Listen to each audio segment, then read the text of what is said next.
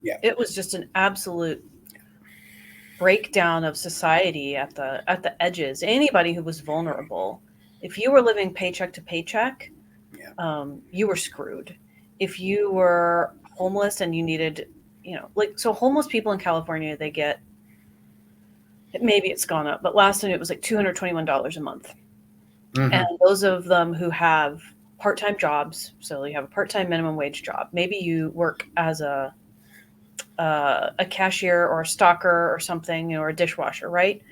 Um, you do something like that, you can't afford a place to live. You live out of your car. You might even live in a tent, but you have a gym membership. It's $45 a month. Maybe it's only like $10 a month at Planet Hollywood. You lose that, and then you become gross. You can't Yeah. take showers. Um, and then you lose your job. So you go from losing your shower to losing the place where you can sort of bird bath in the sink, and you just become there's no coming out of it. You fall back into that pit, and it's so hard to break out of the cycle of homelessness once you get to that level where you're not able to clean and care for yourself and bathe. It's Buy my novel, Escape from the Village, from major booksellers online. Go to escapevillage.com. Subscribe to my Substack. Go to fountainheadforum.substack.com. Thank you. Welcome to the party, pal. This is Fountainhead Forum 196. And yes, here is Angela McArdle, the current chair of the Libertarian Party National Committee in the USA. We're going to talk about a few things happening right now. Angela really came to people's attention when she was leading all these protests back in 2020. We're going to talk about those. But the first thing I wanted to ask you about, Angela, is what do you think about Assange?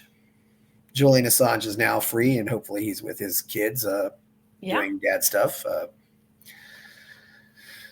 I definitely think, the Libertarian Party was certainly a factor in that, I hope.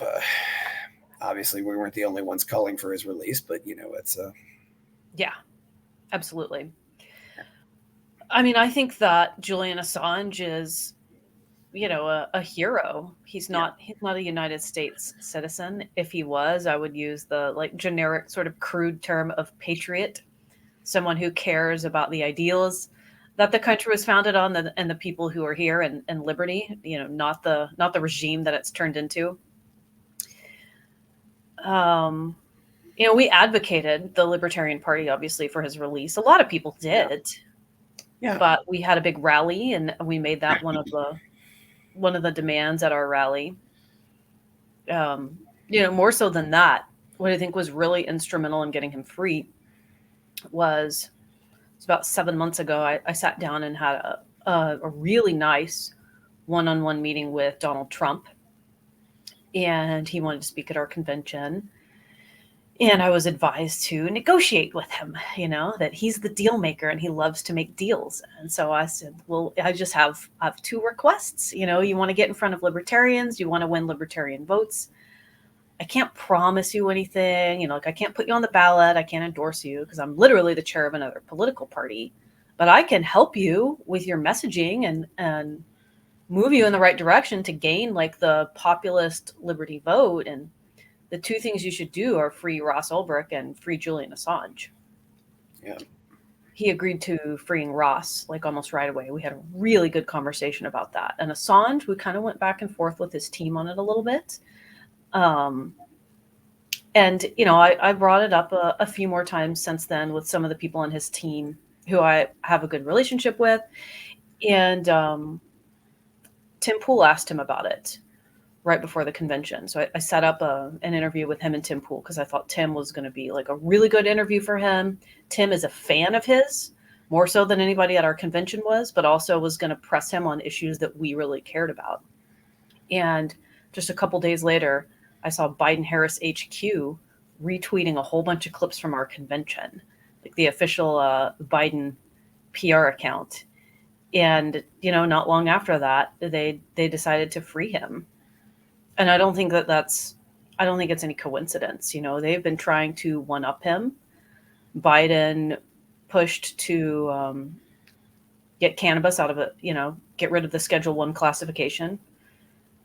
He's doing this, like he's trying to appeal to everything that like a left libertarian would care about.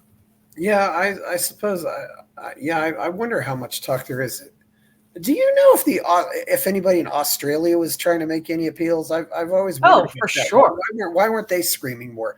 I know they were. I mean, they were, but we don't hear their media, right? Because they're in Australia.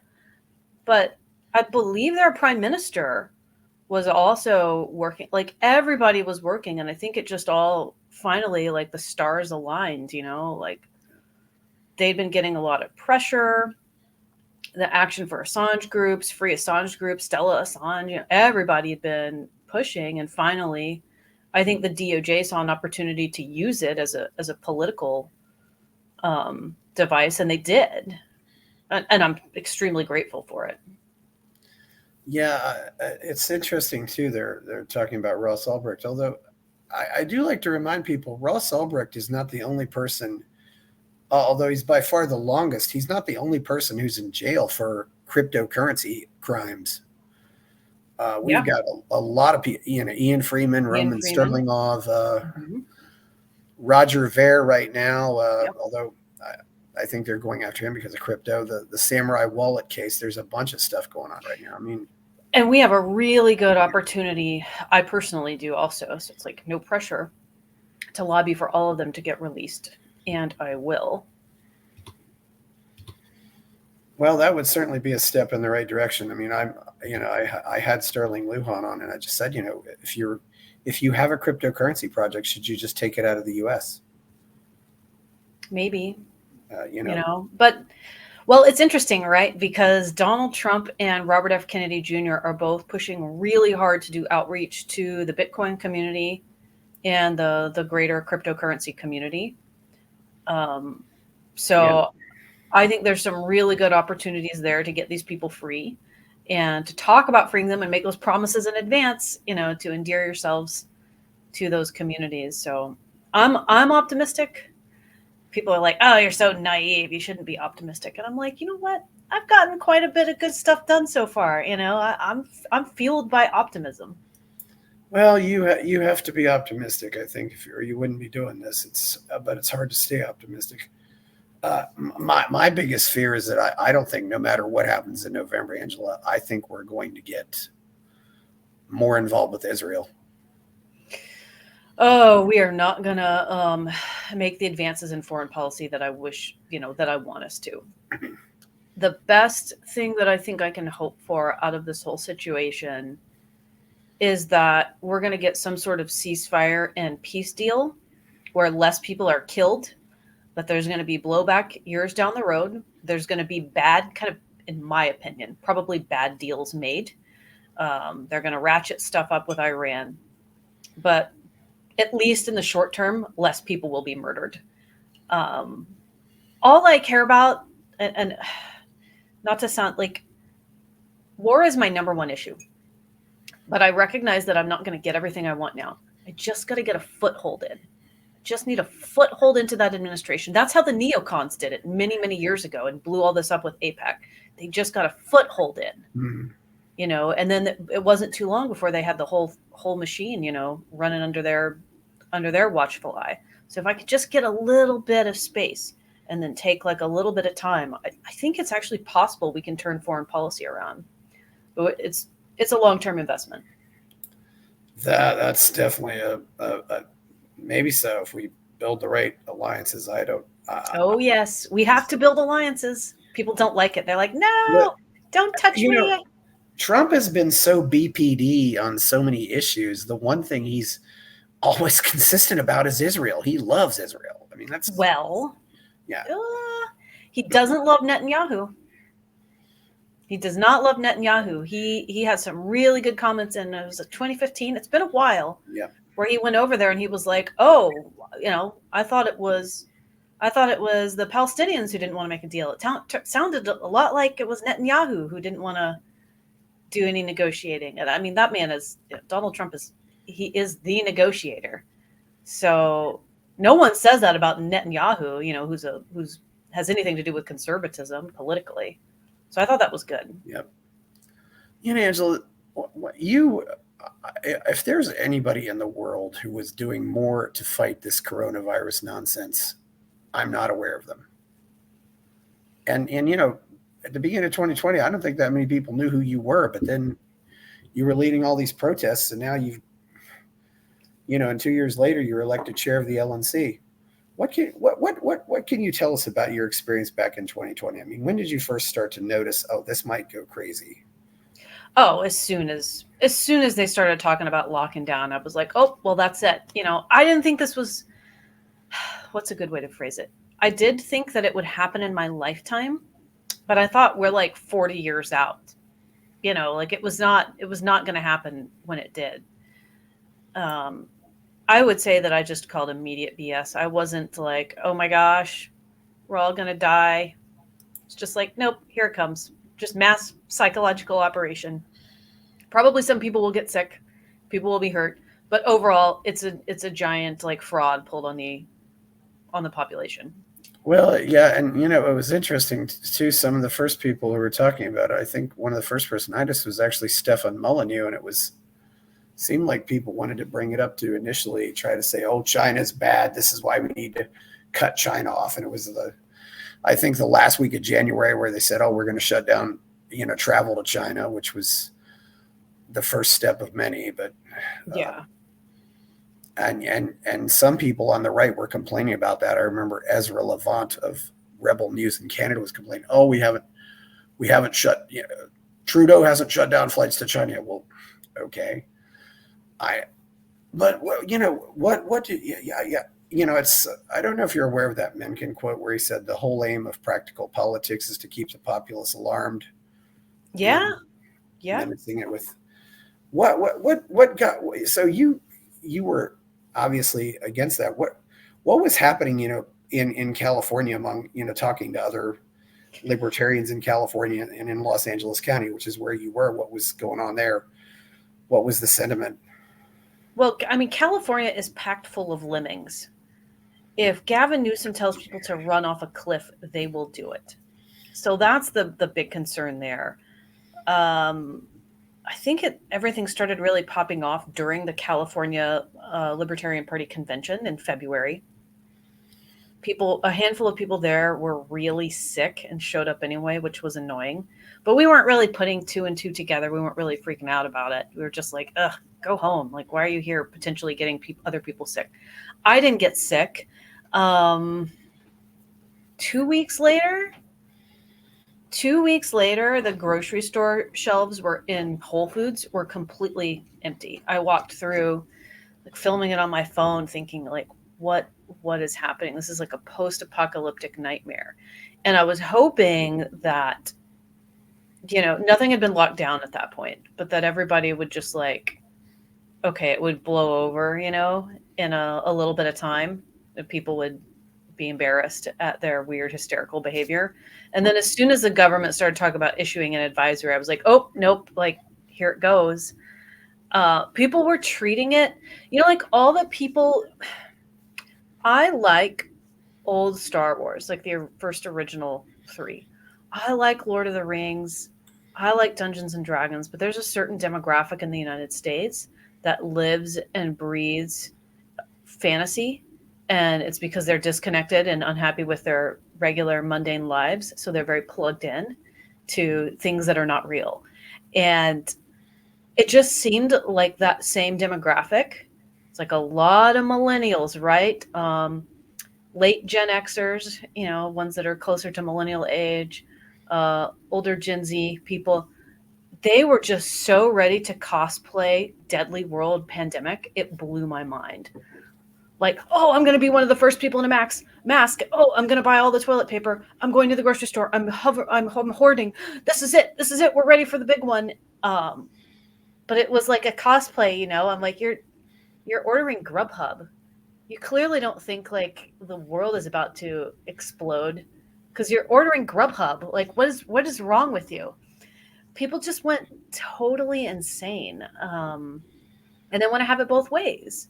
They want to have everything be locked down, super serious, but not really. Anytime they actually need to like break out of their bubble, it's allowed. That was California. Yeah, the first thing that I noticed here was in March, the 6th of March, when that was when in Austin, when South by Southwest canceled, which actually came down from the mayor and what they call the county judge, which is basically just like it's not really a judge, it's just like the chief executive of the county. And I actually went and got a gym membership outside of Travis County when that happened. I ended up not using it though because it soon spread, but it was already and I was working I was doing server work for a hospital at the time, so I actually had a plausible excuse. I said, "Well, I work for a hospital, so I." But yeah, then after that, it just. But then by a week later, it just went. Absolutely, it just blew over into this whole thing of. You're telling us to stay at home. Why? We're shutting down the gyms, and you made some very astute observations about all this that I didn't really consider. You talked about homeless people not some people. Yeah, it was just an absolute breakdown of society at the edges. Anybody who was vulnerable, if you were living paycheck to paycheck, you were screwed. If you were homeless and you needed, so homeless people in California, they get, maybe it's gone up, but last time it was like $221 a month. Mm-hmm. And those of them who have part-time jobs, so you have a part-time minimum wage job, maybe you work as a cashier or a stocker or something, or a dishwasher, right? You do something like that, you can't afford a place to live. You live out of your car. You might even live in a tent, but you have a gym membership. It's $45 a month. Maybe it's only like $10 a month at Planet Hollywood. You lose that, and then you become gross. You can't take showers. And then you lose your job, so, you go from losing your shower to losing the place where you can sort of bird bath in the sink, and you just become, there's no coming out of it. You fall back into that pit, and it's so hard to break out of the cycle of homelessness once you get to that level where you're not able to clean and care for yourself and bathe. It's psychologically like really, really destructive. It's a really bad place. Yeah. I think you meant Planet Fitness, but I knew another guy who actually lived in his van at Planet Fitness for several months. It was a super cheap. I don't think he was in that bad a shape, but it was just a super cheap way to live. Yeah, totally. I don't know if all the gyms would allow you to do that. But you go in, he's always got access to a toilet and a shower. Well, right. I mean, and a lot of people in California did live that way. They had, minimum wage jobs. Like Skid Row is just like full, and just greater downtown LA is full of homeless people. And not everybody is just like literally sitting out on the dole doing nothing. There is a good chunk of them who don't want to take public assistance, or they'll only take food stamps. They're not waiting on housing. They're trying to pull themselves up. And this just completely undercut them. And I think it also caused a big wave of homelessness, and then it caused a crime wave as well. And it's just spiraled out of control. Yeah, well, you brought up another demographic too that wanted to protest but really couldn't go out and protest. You said a lot of illegals were opposed to this. A lot of illegal immigrants in California, they're not political. They just keep their head down.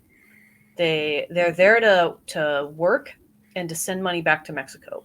So I don't really know the ins and outs of every illegal immigrant's personal life, but working in restaurants and those types of jobs when I was like a teenager in my early 20s while I was in college, you meet a lot of people who are here illegally, and women who have kids in Mexico, and they only see them like every 3 or 4 months, even little kids, but they come to the United States. They work 2 near full-time jobs. So they're working like 60 hours a week at minimum wage. They live in a studio or 1-bedroom apartment with a few other people, and they send almost all of their money home to care for their families. They've got grandma, they've got their kid, they've got like a sick aunt or uncle, whatever. And that was just cut off because they don't get unemployment insurance. Like it's like a multi-generational financial disaster for them.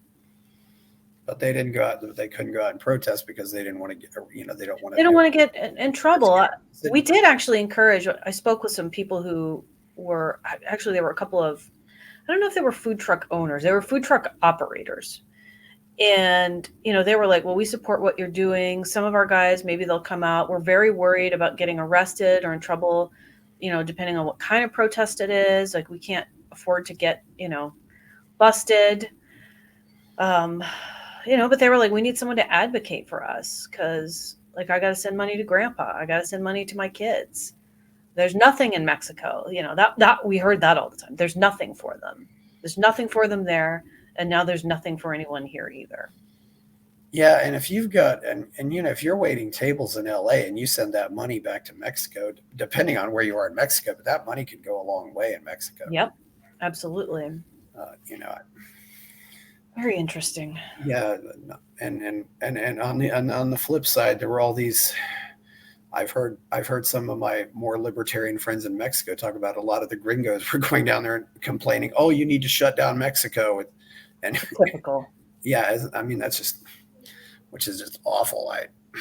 But yeah, so were you getting, what was the vibe among the libertarians in California? Because it seems like, I'm just trying to figure out what happened to our movement. A lot of them were totally correct. I mean, yeah. they were on point. They were protesting with me. We were setting up speakeasies. We were doing anything and everything we could to defy the government. But the party really split, the broader movement. There were people who just took like a really blue pill, whatever mainstream media said, that was what they were listening to approach. And then people who knew better. When did libertarians start trusting the news media? That was the first thing I was scratching my head about. I saw what happened after the World Trade Center, and I saw a few people who just said, okay, I'm not a libertarian anymore. And they just kind of walked away. But this was a really bizarre reaction. I mean, I don't know if you want to mention names, but who disappointed you the most? I don't want to mention names, but Cato, well, how about that? Cato Institute, the Cato adjacent crowd, very predictably disappointing. Yeah, there were some people there. I mean, you probably know who I'm talking about. The top of my list was a doctor in the state of Washington, but who I used to consider a good friend. And then I really, after that, if I had to say anybody, Penn Jillette. Okay, well, he just completely reneged on being a libertarian. Yeah, I know people. Yeah. I think that here's the issue: is like I love that people are libertarian leaning. If they're not fully libertarian, they're on the left, they're on the right. They have, they tend towards civil liberties and keeping the government out of your personal life. I think that's fantastic. And I wish the entire population was that way, but they're not like diehard libertarians. They're not gonna, they're always gonna fold under pressure. They're not outliers, and that's Penn Jillette and a lot of these people. Like it's not serious to them. It's not real because there's never been any risk that they've encountered. Yeah, I don't, and it bothers me because I don't know if they feel like they're insulated. Their lives are well enough that they're not really going to lose anything from this. Probably, yeah. I mean, Penn Jillette went so far as to do a fundraiser with Gavin Newsom. Yeah, I don't know. I even heard too that although one person even said that Nigel Farage fell for it too. Although he's in the UK, but I don't know. I didn't actually look. I think a lot of people were freaked out over germs, and I'm not. So it's different for me. Like I'm just not freaked out about that kind of stuff. And I don't know. I mean, I think that there's like a fear-based mentality that a lot of people have. And if you are prone to just being fearful in general about anything, you fell victim to this. I think what might have inoculated me was there was so much scaremongering about AIDS back in the 80s, and Yes. it really was crazy. And that kind of said, well, okay, it just seemed like that again. But I do know there were a lot of, it definitely seemed that there were people who were much closer to the Beltway. It's and Angela, I've often wondered, Jeffrey Tucker was speaking out against this. Ron Paul put something out, I think, on the 15th of March. And sometimes I wonder if the Beltway crowd just saw, oh, Ron Paul and the Mises Institute think this is a scam. We're going to go the other way and show everybody that we're better than they are. Well, they are chasing mainstream approval. Yeah. It's not, I mean, they're not gonna, it's not principle first. Yeah. It's mainstream approval. That's what's so important to them. They crave being accepted. Yeah, I think it's just about who you hang out with, or it's kind of sad, but I do remember they were very good on issues like, we need to make it easier to get drugs out. We need to, get these tests out. I remember they had the LP put out this video because they're shilling for major pharmaceutical companies at the same time. This is the thing that, I think we got to really refine during this whole process, this experience, is like the whole libertarian private company thing, really taking that apart. What does it mean? Because if there's any time to advocate for anything that takes courage, they don't do it. But if you can advocate for the rights of a corporation, yes, let's do it. Rights of an individual under pressure, maybe not, but rights of Pfizer, we're all locked in. That's the Cato position. Yeah, it's it's sometimes you just go wherever whoever you're closest to, or whoever is helping you out, giving you money. I mean, certainly I want drugs to be easier to approve, but I also don't want them to be completely immune from lawsuits. Right. Well, sure, like support right to try stuff, but also don't cover it up and lie about it if there are things that are potentially going to make you really sick, and then participate in a massive psychological operation on alternative medicine. And you've actually had some benefits from alternative medicine too. I got to say, you look healthier than you did when I first met you 10 years ago. Oh, for sure I am. Yeah. You just, I don't know, it just looks like you're more alive. You got a little more color. It's because I think you had some issues with, what was it? Crohn's disease. Yeah, Crohn's. Yeah, I was very, very sick. I'd had multiple minor surgeries. I had one major surgery actually during 2020. Talk about a nightmare, for like an abscess and sepsis and all that good stuff. And regular, like I'd tried everything under the sun, and just regular pharmaceutical drugs, which I'd been resistant to initially. Tried them, and those seemed to just make everything worse. So finally figured it out. Did not involve taking any of that crap.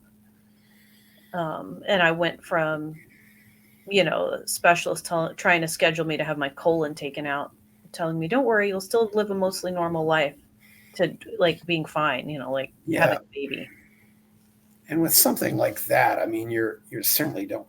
I lose my colon. I mean, when you're talking about losing a major body part, it's not really. You're going to look for almost any alternative. Yeah. I remember I hung up and just like basically ghosted my doctor and just like never called back at that point. I was like, I'm not quite sure what we're going to do, but we're not going to do that.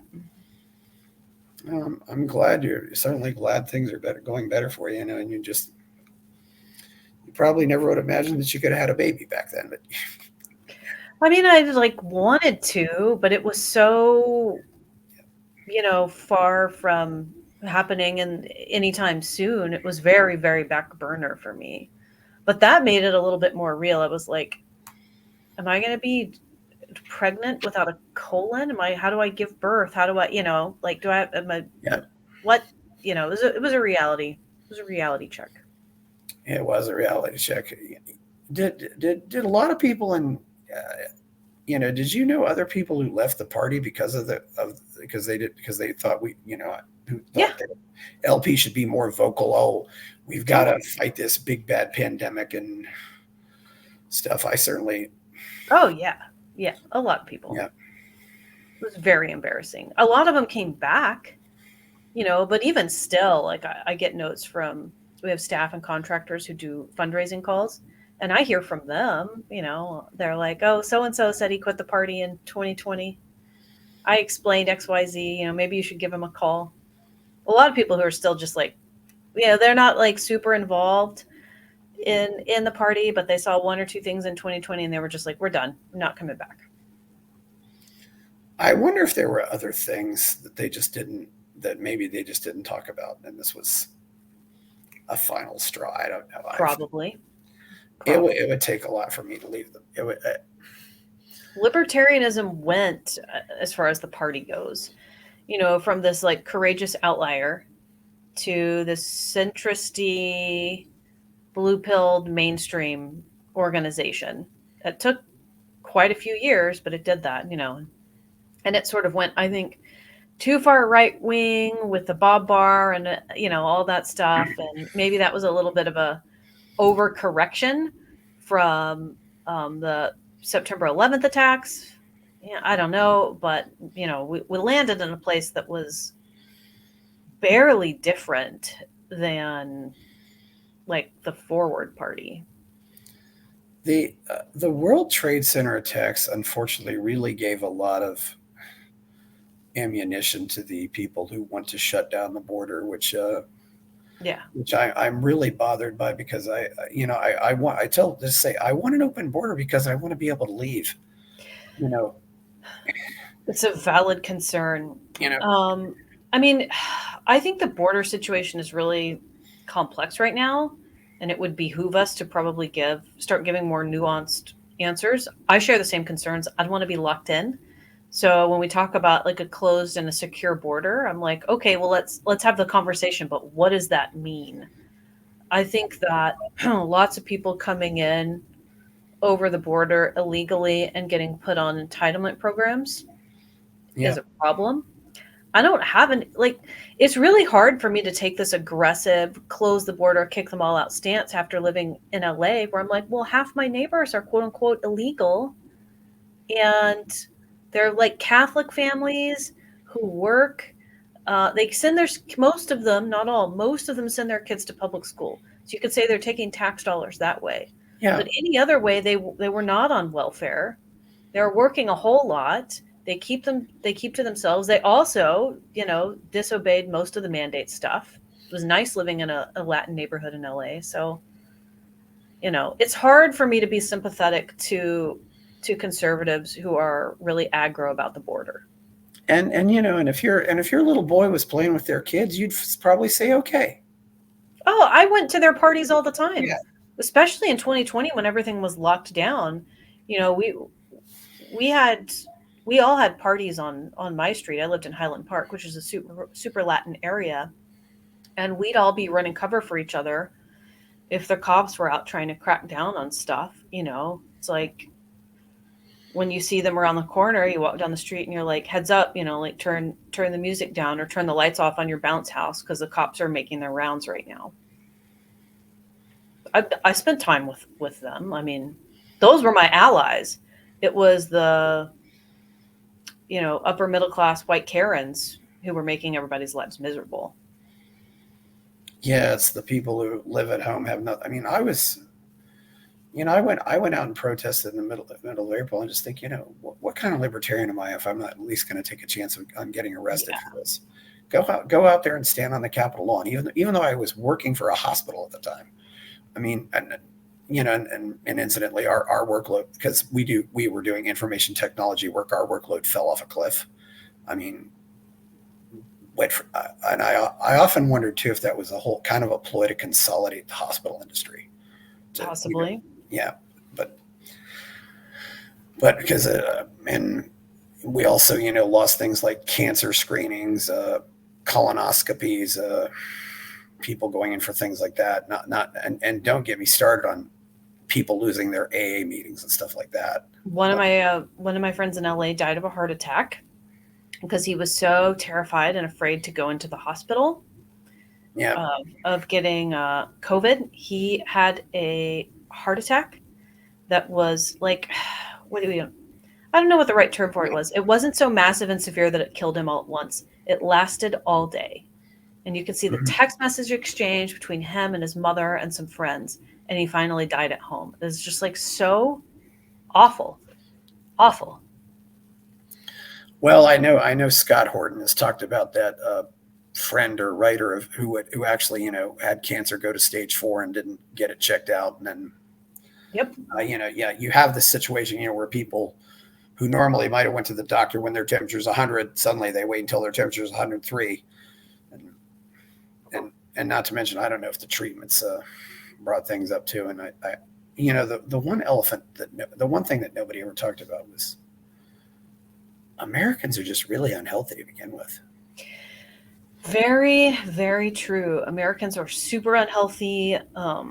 It was a really good wake-up call for me. I didn't have issues with my weight or bad eating, but I was just unhealthy with chronic illness. And I really took that as an opportunity to turn it around. It was like, what are you going to do? I'm in some sort of apocalyptic survival situation. And I don't mean that in the, Marvel comic D&D addicted shitlib way. I mean, you can't, you don't have power, or you've got nothing for a week. Mm-hmm. I need to be able to survive that.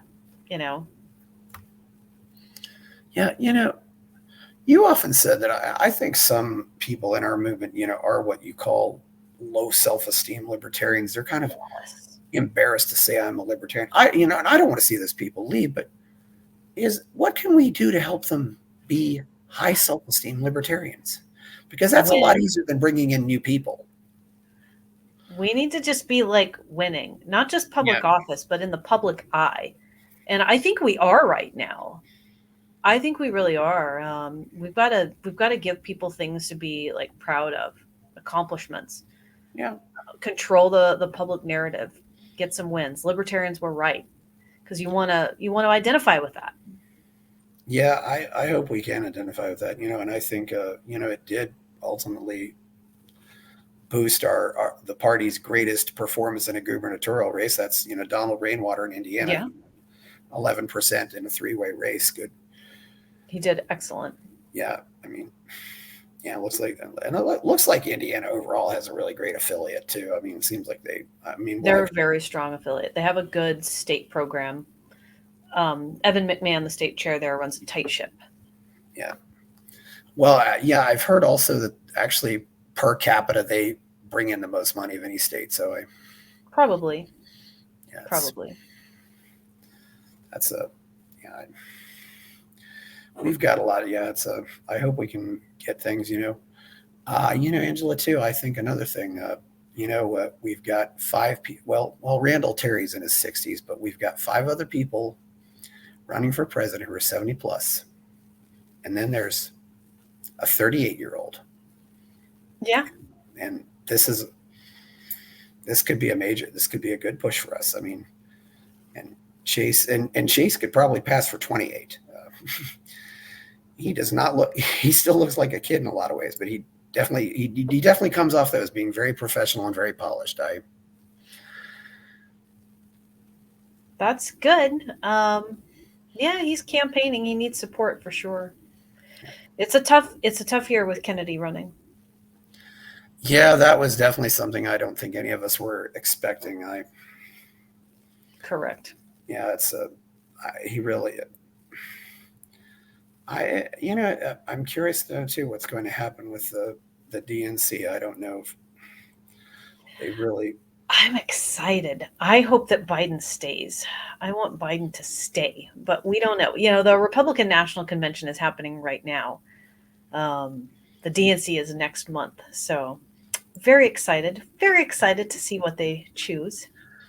I have the perspective of having watched my father lose his mind. After you watch a parent go through that, watching Biden is it's just sad. It really is hard to look at. Yeah. And, this is something I disagree with people about on social media sometimes. Like, for whatever reason, other people have a really easy time making fun of an old man as he falls down.